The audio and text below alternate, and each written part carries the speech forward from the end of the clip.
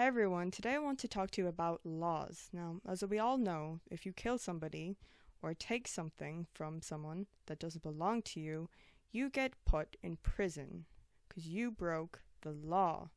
Now, these laws exist to protect people and their property, and this is very, very important. Now, we have to uphold these laws so that we ensure that society is safe and fair. Okay?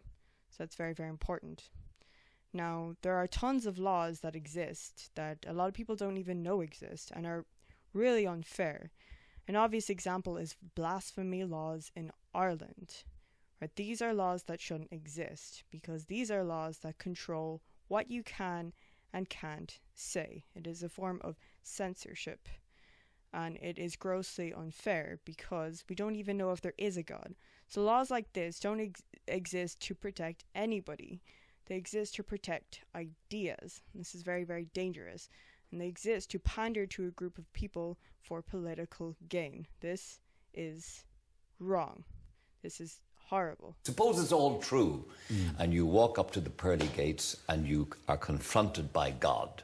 What will Stephen Fry say to him, her, or it? I will basically, what's known as theodicy, I think. I'll say bone cancer in children? What's that about? How dare you? How dare you create a world in which there is such misery that is not our fault? It's not right. It's utterly, utterly evil. Why should I respect a capricious, mean-minded, stupid God who creates a world which is so full of injustice and pain? Now, had Stephen Fry been prosecuted for this blasphemy law, he would have had to pay a fine of 25,000 euros. Now, I think it's ridiculous that this law exists, but I think it's also ridiculous that he got away with breaking the law. Laws need to be changed. We need to have laws that are fair, and we need to have punishments that fit the crime. Okay, so I wanted to take this HuffPost article as an example of a punishment that doesn't fit the crime.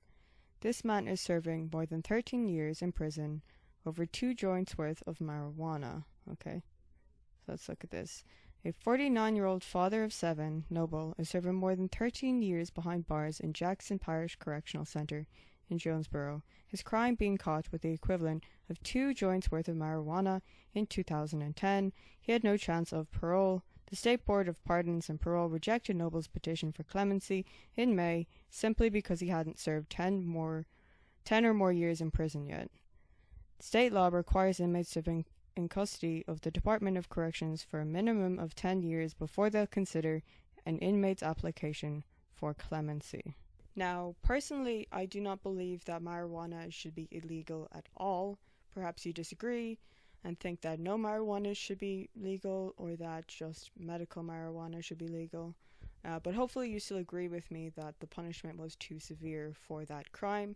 There are countless examples of this that you can look up, and I'll put a link to that in the description below if you want to take a look at that one in particular.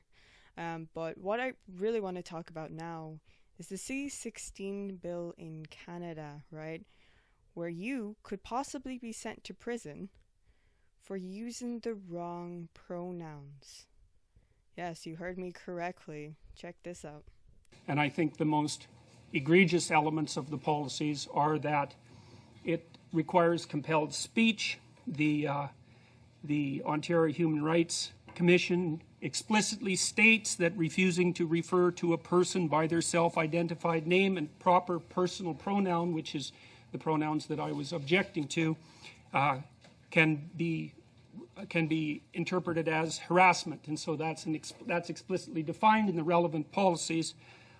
So I think that's appalling. First of all, because there hasn't been a piece of legislation that requires Canadians to utter a particular form of address that has particular ideological implications before, and I think that it's a line that we shouldn't cross.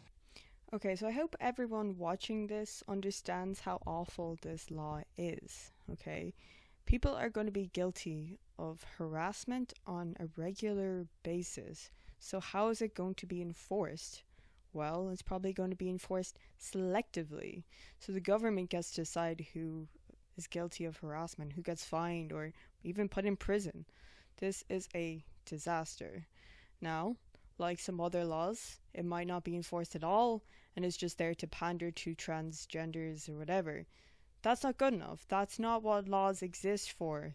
They don't exist to be tied to some ideological agenda, okay?